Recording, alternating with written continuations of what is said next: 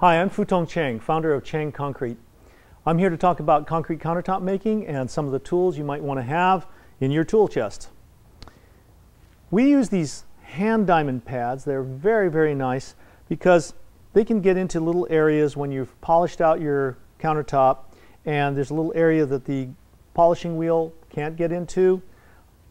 Occasionally you can use these, and they go up the scale from 120, 220, 400, all the way up to 800 grit, and you can slowly go up and polish out an area that you can't reach with the polishing pads because they're round and they can't get in the corners.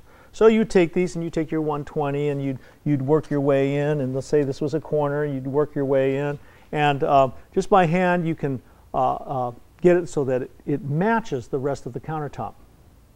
We also use these pads to ease edges when you have some aberrations on the edge and maybe some little hump or something, and you can ease the edge with these diamond pads. They're very fast and they get the edge, and they're gradated, so you can go up and almost begin to polish that edge with the same grit that you did with the polishing pad. So it matches the feel and look in your countertop. Now, another great use of these pads is if you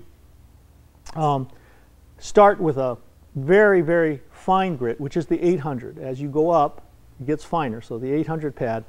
Occasionally, if you have a countertop that's been etched by some acid-like wine that has been sitting there for several days, and you get an etch mark, you can use a little water, and you use these wet, and gently just polish out that etching.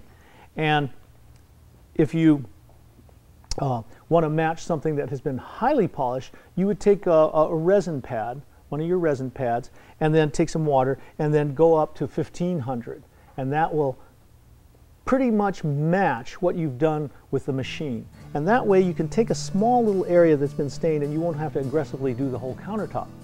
So these pads are really handy to have in your toolbox because of their versatility and for those situations that a pad and a machine just can't do. I always like to say that good design is the most important tool to execute a great countertop. But to execute that good countertop, you need to know what tools you'll need and how to use them. This is Futong Cheng.